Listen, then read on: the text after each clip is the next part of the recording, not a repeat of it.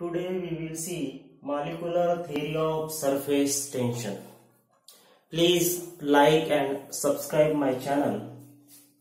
So surface tension theory is very interesting theory. कारण की काय आहे की तुम्हाला माहिती असेल की जे स्पायडर्स आहेत म्हणजे पाण्यावरती राहणारे जे कीटक आहेत ते काय पाण्यामध्ये बुडतात का नाही, परंतु ते पाण्यावरती चालत जातात. तुम्ही बघा, जर का तुम्ही एखादी नीडल तिला ग्रीस लावलं आणि तिला पाण्यावरती ठेवलं तर ते काय होतंय, फ्लोट होतोय. पुन्हा तुम्ही बघा, आकाशामधून पडणारा पाणी किंवा कोणतेही जे वॉटर ड्रॉपलेट्स आहेत तर ते कोणताही दुसरा शेप न घेता तो कोणता शेप घेतात, स्पेरिकल शेप घेतात. म्हणजे आहे एक इंटरेस्टिंग थिअरी. तर मग हे कशामुळे होत आहे, तर ते होत आहे due to the surface tension. आणि म्हणून आपण बघणार आहोत molecular theory of surface tension. कशा पद्धतीने सरफेस टेन्शन होत आहे, वॉटर कशा पद्धतीनं स्पेरिकल शेप घेतो आहे, तर हे सगळं आपण याच्यामध्ये बघणार आहोत. तर पहिल्यांदा बघून घेऊ आपण की व्हॉट इज मॉलिक्युलर थिअरी किंवा मॉलिक्युलर फोर्स. तर आपल्याला माहिती आहे की मॉलिक्युलर फोर्स कोणाला म्हणायचं, तर कोणताही मटेरियल किंवा कोणताही मॅटर, गॅस असो, लिक्विड असो किंवा सॉलिड असो, तो कशापासून बनलेला असेल, due to the number of molecules. खूप सारे मॉलिक्युल्स यांच्यामुळं तो मॅटर काय झालेला असेल, बनलेला असेल. तर हे मॅटर जेव्हा बनतो नंबर ऑफ मॉलिक्युल्स पासून, तर ऑब्वियस आहे एक मॉलिक्युल दुसऱ्या मॉलिक्युल वरती, दुसरा मॉलिक्युल तिसऱ्या मॉलिक्युल वरती, असे मॉलिक्युल एकामेकावरती काय करतात, एक फोर्स ऑफ अट्रॅक्शन लावतात. आणि त्याच फोर्सला आपण काय म्हणतोय, मॉलिक्युलर फोर्स. म्हणजे प्रत्येक मॉलिक्युल, हा मॉलिक्युल दुसऱ्यावरती, दुसरा मॉलिक्युल तिसऱ्यावरती, आणि ज्यांचा फोर्स जास्त असेल, स्ट्रॉंग असेल, तर तो सॉलिडच्या फॉर्म मध्ये राहील. ज्याचा फोर्स थोडा वीक असेल तो लिक्विड मध्ये जातो. आणि पुन्हा असे मॉलिक्युल्स आहेत की ज्यांचा फोर्स, कोणता मॉलिक्युलर फोर्स हा अतिशय वीक असेल तर ते गॅसेस स्टेट मध्ये असतात.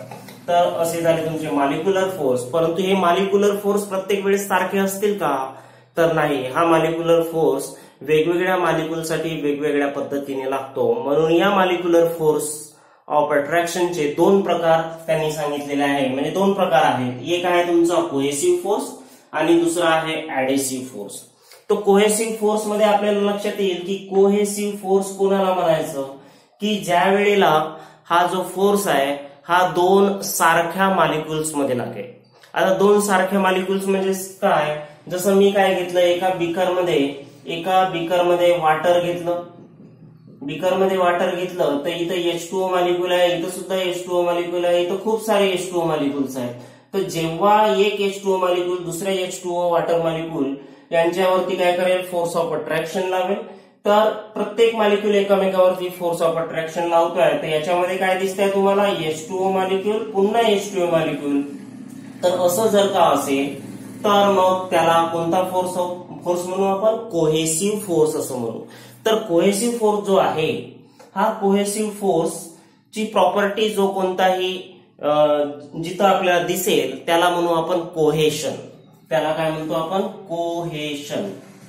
कुठं जी कोहेसिव्ह फोर्स आपल्याला तिथं दिसत आहे आणि त्याच्यामुळे जी प्रॉपर्टी तयार होत आहे त्याला म्हणतो आपण कोहेशन. तर हे झालं सिमिलर मॉलिक्युल्स असतील तेव्हा.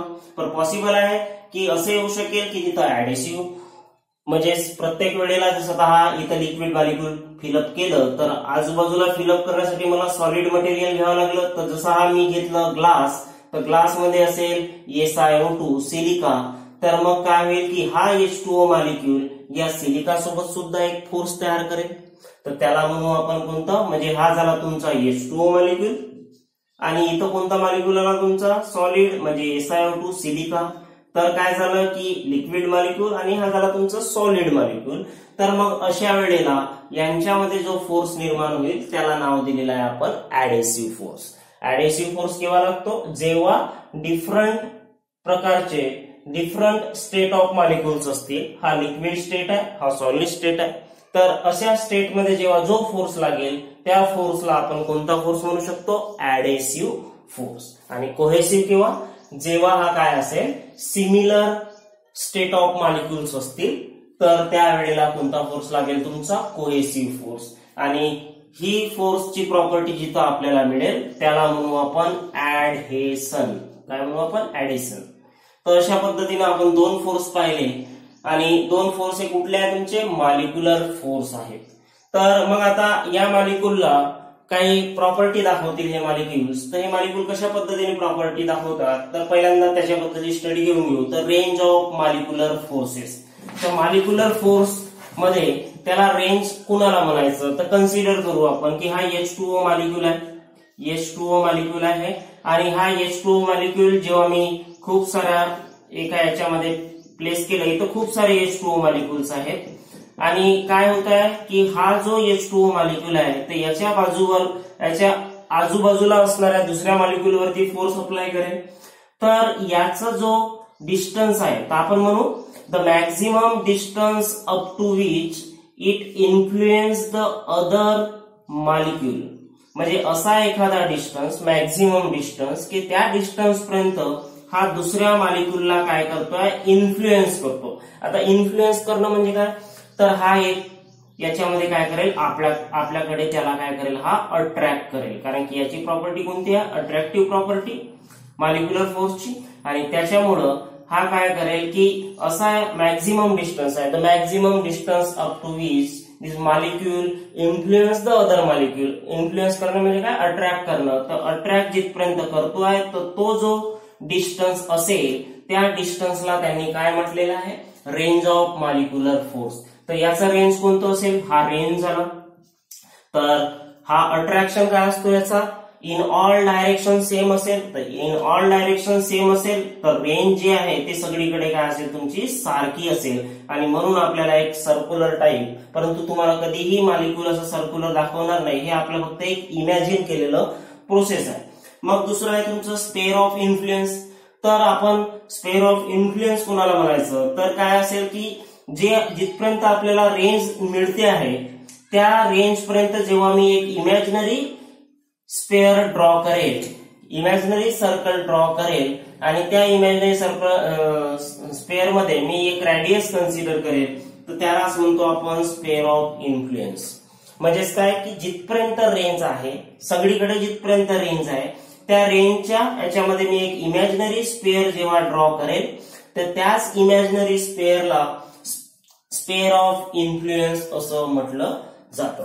तर तुम्हाला माहिती असेल की मॉलिक्युल हा अतिशय खूप लहान असेल. सिंगल मॉलिक्युल जेव्हा कन्सिडर करू तर याचा स्पेअर ऑफ इन्फ्लुएन्स सुद्धा अतिशय लहान असेल आणि हा जवळपास 10⁻⁹ मीटर अशा पद्धतीने असतो. तर तो खूप लहान झाला. मग नंतर surface tension on the basis of molecular theory. तर आता आपण बघणार आहोत की surface tension on the basis of molecular theory. तर याच्यासाठी आपण कन्सिडर केलं की consider a container in which we fill a liquid molecule आपण फिल केलं तर आपण लिक्विड मॉलिक्युल कोणतेही घेऊ शकतो. जसं H2O आहे, ग्लिसरीन आहे किंवा कोणतेही आपण घेऊ.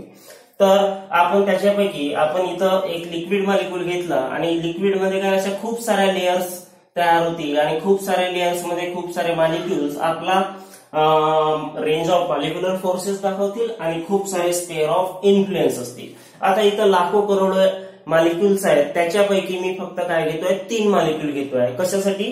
To understand the cohesive force and adhesive force.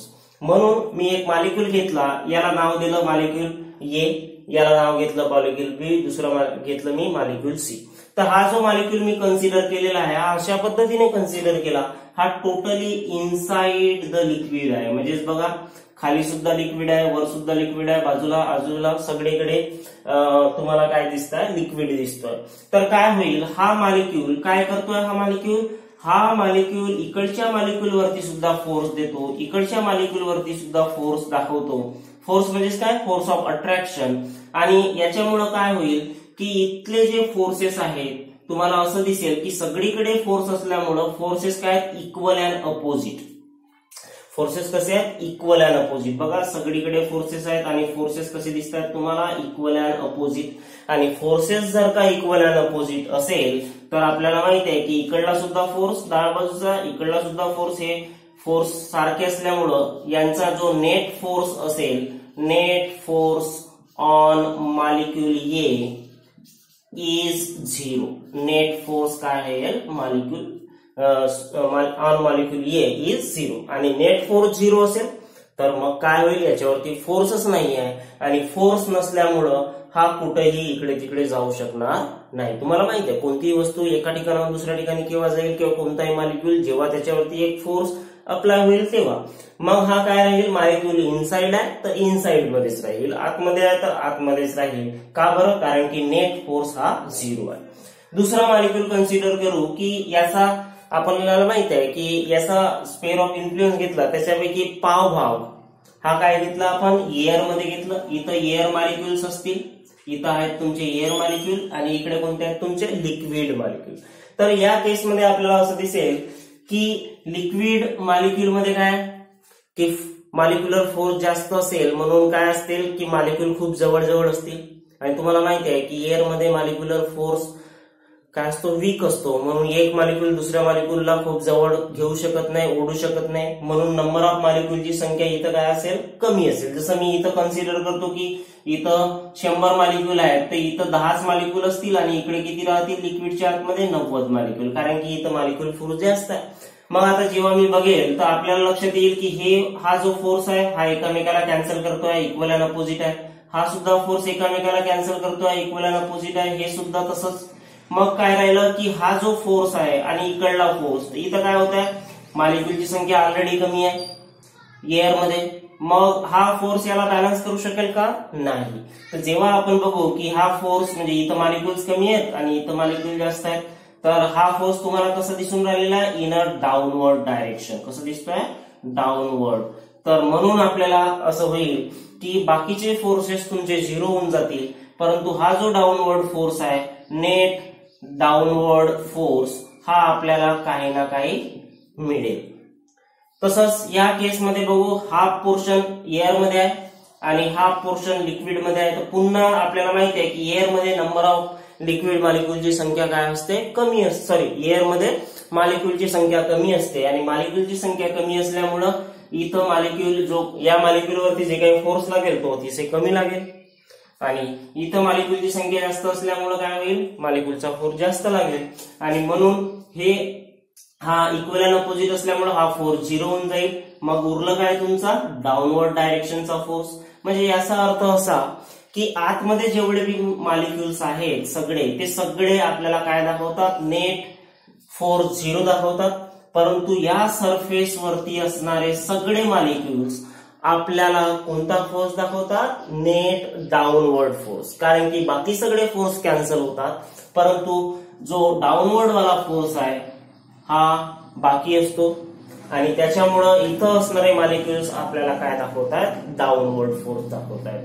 आणि जेव्हा हे मॉलिक्यूल डाऊनवर्ड फोर्स दाखवतील तर due to the downward force काय होईल की ही जी सरफेस वरती असणारे जे मॉलिक्यूल्स आहेत, म्हणजे जेवढेही H2O मॉलिक्यूल्स या सरफेस वरती आहेत ते सगळेचे सगळे मॉलिक्यूल्स फोर्स कसा दाखवून राहिलेला आहे, डाऊनवर्ड डायरेक्शननी दाखवून राहिलेला आहे.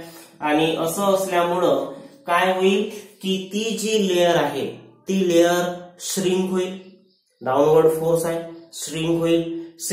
आणखी पुन्हा काय होईल की जो काही एक्स्ट्रा मॉलिक्यूल असेल इथं या सरफेस वरती ज्याची एनर्जी कमी आहे तो सुद्धा कुठं जाईल, खाली जाईल.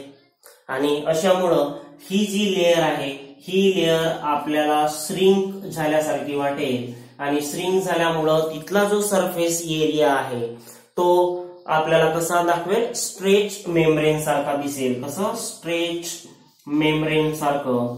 आणि म्हणून आपण म्हणू शकतो की हा जो लेअर आहे हा लेअर आपल्याला काय दाखवतोय, सरफेस टेन्शनची प्रॉपर्टी दाखवतो. तर हे प्रॉपर्टी कशावरून काढलं, due to the molecular theory.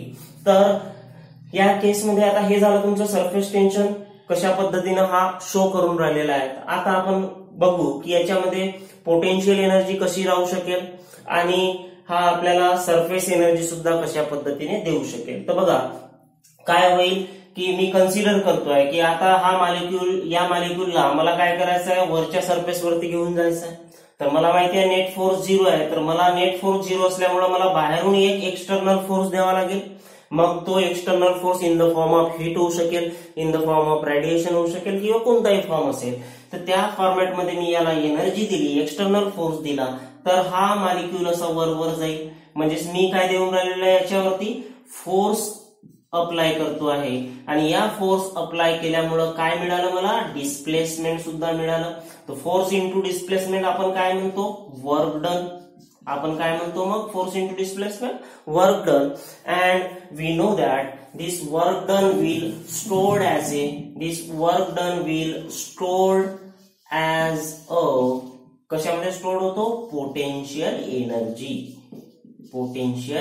Energy. तर अशा पद्धतीने इथं सरफेस मध्ये असणार आहे, म्हणजे हा मॉलिक्यूल मी सरफेस वरती घेऊन जातो आहे. तर एक प्रकारे आपल्याला असं लक्षात येईल की त्या सरफेस वरती कोणती एनर्जी आहे, पोटेन्शियल एनर्जी आहे. आणि ही पोटेन्शियल एनर्जी कशा पद्धतीने, जेव्हा मी एक्सटर्नल फोर्स म्हणजे हे मॉलिक्यूल कुठून ना कुठून या आतमधून आलेले असतील असं कन्सिडर आपण करू शकतो. तर दुसरं की आपण असे बघू शकू की याची प्रॉपर्टी काय आहे की या सरफेस वरती जे नंबर ऑफ मॉलिक्युल्स आहेत ते कमी असायला पाहिजे. तो ऑब्वियस आहे, जेव्हा कमी मॉलिक्युल्स असतील तर त्यांच्यामुळे एक सरफेस तयार होत आहे. आणि हा जो सरफेस आहे, या सरफेसचं प्रॉपर्टी काय म्हणतोय की एरिया शुड बी मिनिमम. तर एरिया शुड बी जर का मिनिमम म्हणत आहे, तर एरिया शुड बी मिनिमम, तर त्याच्यामुळं या सरफेस वरती असणारे जे नंबर ऑफ मॉलिक्युल्स असतील ते सुद्धा काय असतील, मिनिमम असतील.